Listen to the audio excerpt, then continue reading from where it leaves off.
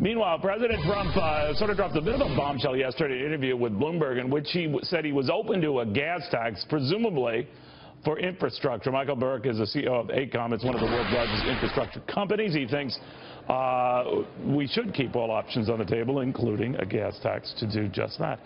Very good to have you. The president could have easily said this might be a way of paying for these tax cuts I'm considering, but he did seem to come back to infrastructure. There is another talk that money held abroad that companies have trillions of dollars worth, have a lower tax on it, use that for infrastructure. Are you open to either, both? What? Well, Neil, first of all, thank you for having me. We should be open to all options. There is no one silver bullet to solve all of the issues we have with a $3.5 trillion infrastructure gap here in the United States. So we need all of the arrows. The gas tax is one of them that should be on the table. Repatriation of international profits is another one that should be on the table, as well as incentivizing the private sector to bring private capital into the public-private partnership model. Do you ever worry, Michael? I know, obviously, that's a tempting rule of funds. It could raise billions of dollars, trillions over the years.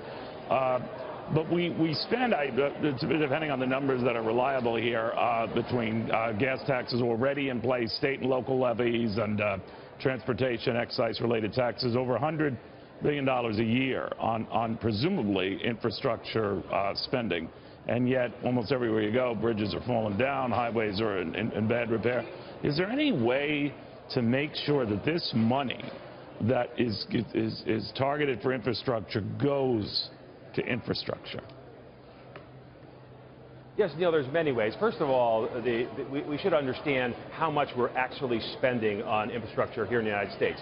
We spend 2.5% of our GDP on infrastructure, where other developed countries around the world, Europe, Canada, are spending 5% of their GDP on infrastructure. So we are underspending, first of all. But second, to your second question of how do we ensure that this money is wholly dedicated to transportation?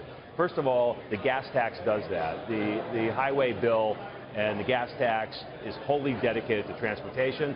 We've seen many states around this country that have implemented wholly dedicated sales tax for transportation initiatives.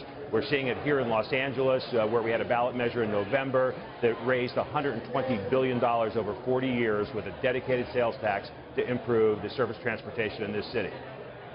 All right, so your belief is that if you raise it, they will wisely spend it. I mean, it's not always the case, but there are guarantees or a way to better police it, right? Oh, I think there's no question we can always improve the efficiency of delivery. And one of the things that we've been talking about, and certainly the current administration is talking about, is how do we form more public-private partnerships where the public sector and the private sector are coming together, investing together to more efficiently deploy infrastructure. I think there's a solution there. There's a solution to reduce the bureaucratic process and regulatory burdens on the implementation of infrastructure. We heard yesterday here at the Milken Conference in Los Angeles from the White House that they are interested in taking the 10-year regulatory process for infrastructure and reducing it to 2 years.